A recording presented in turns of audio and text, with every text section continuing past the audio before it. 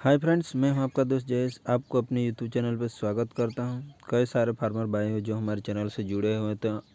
आप सभी का तहे दिल से धन्यवाद करता हूं। और आज हम बात करेंगे कि आपका जो देसी पोल्ट्री फार्म है,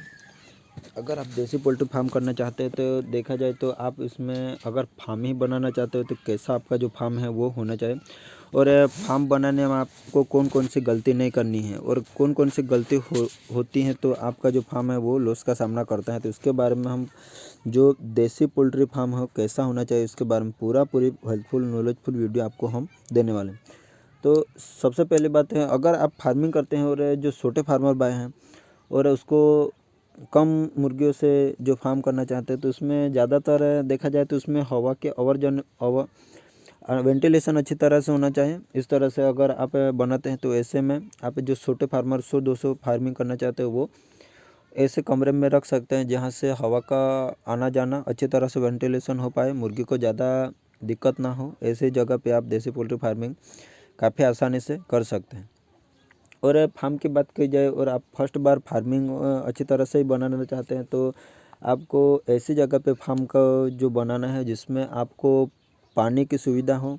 लाइट की सुविधा हो, और जो आपका जो फार्म है उसमें जो बारिश के समय में है वो पानी जो बारिश के समय में फार्म के अंदर ना चला जाए। ऐसी जगह पे आपको थोड़ी सी हाइट पे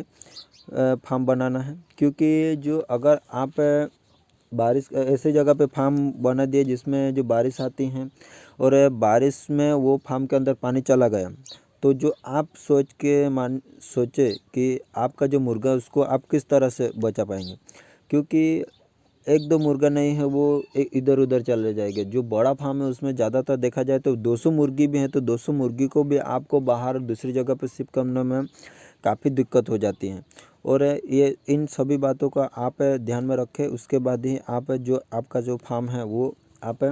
हाइट पे बना के रखें, क्योंकि बारिश में बहुत ज़्यादा दिक्कत होती है। बारिश में देखा जाए तो फार्म के अंदर पानी भी चला जाता है और ज़्यादा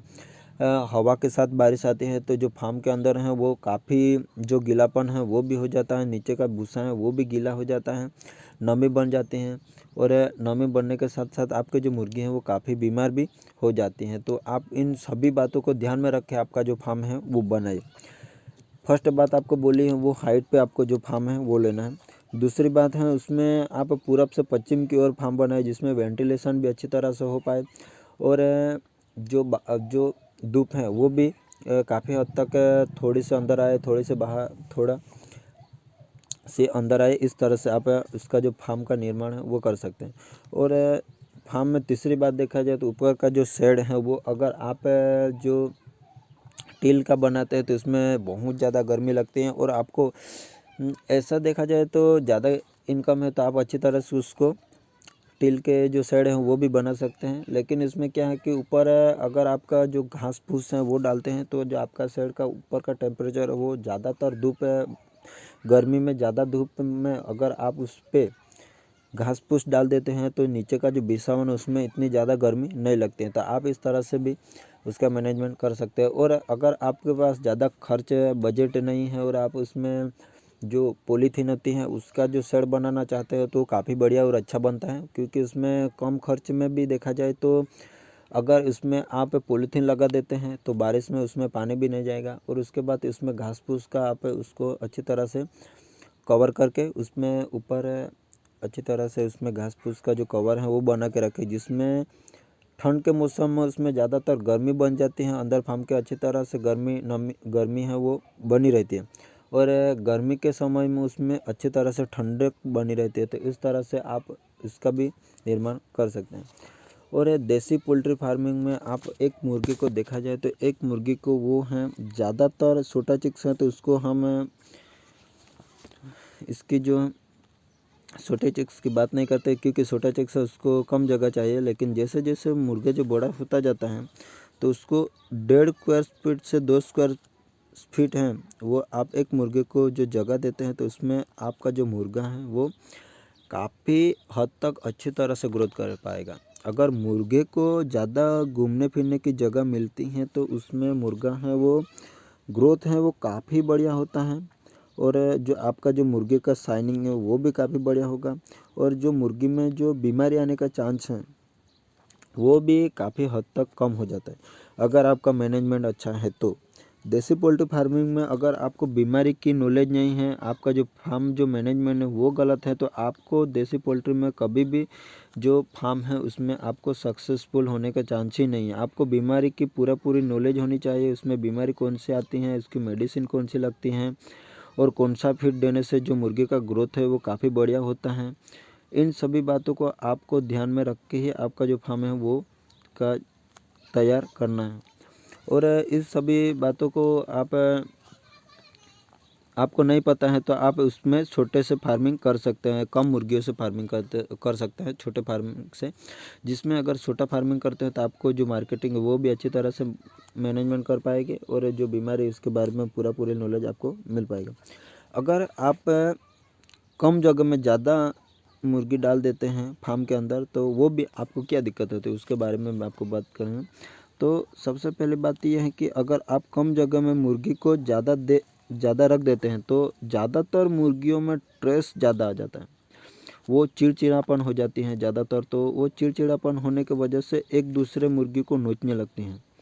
एक दूसरे मुर्गी को घायल करने लगती हैं, बीमारी लगने का चांस भी ज़्यादातर बढ़ जाता है। तो हमें ये सभी बातों को ध्यान में रखना है। अगर जो मुर्गियों में स्ट्रेस ज़्यादा आ जाता है तो स्ट्रेस ज़्यादा आने की वजह से मुर्गी एक दूसरे को नोचेगी, उसका जो पंख है वो उखाड़ देगी, उसको जो मार देगी और एक दूसरे को नोच के कई मुर्गियों को घायल भी कर देती हैं और मार भी देती हैं। तो ये सब काफ़ी दिक्कत का सामना करना पड़ता है और ऐसा होता है तो हमारे जो फार्मर भाई हैं उसको ही ज़्यादातर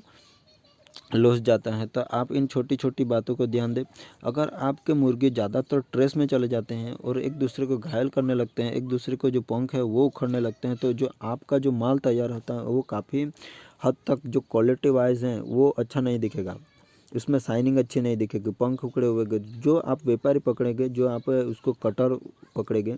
वो भी कटर हैं, वो भी आपका जो रेट चलता है होलसेल हो या रिटेलर, उसका जो रेट है वो कम देगा क्योंकि इसमें शाइनिंग नहीं है, क्वालिटी नहीं है। तो ऐसे मुर्गे का जो रेट है वो काफ़ी कम देते हैं।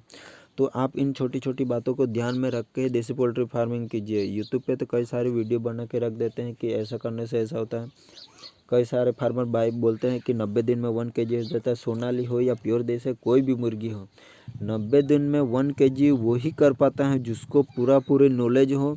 उसको जो दवाई के बारे में पूरी नॉलेज है, उसका जो फीड मैनेजमेंट वो काफ़ी बढ़िया, तो वही कर पाता है। और जो छोटा मोटा फार्मर भाई हैं वो उसमें क्या है कि एक दूसरे वीडियो देख के डाल देते हैं, चिक्स डाल देते हैं कि इतने फार्म में मुर्गी डालेंगे उसमें इतना प्रॉफिट होता है। ऐसा नहीं होता है, कई मुर्गी की मोर्टेलिटी भी हो जाती है। अगर आपको ऐसे ही देसी पोल्ट्री से रिलेटेड वीडियो आपको अच्छे लगते हैं तो आप हमारे चैनल को ज़रूर सब्सक्राइब कीजिए और हमारे वीडियो को लाइक कीजिए। वीडियो अच्छे लगते हैं तो चैनल को सब्सक्राइब करने के बाद बाजू में लगा बेल आइकन घंटा को प्रेस कीजिए, जिससे कि देसी मुर्गी से रिलेटेड वीडियो का नोटिफिकेशन आपको सबसे पहले मिल पाए।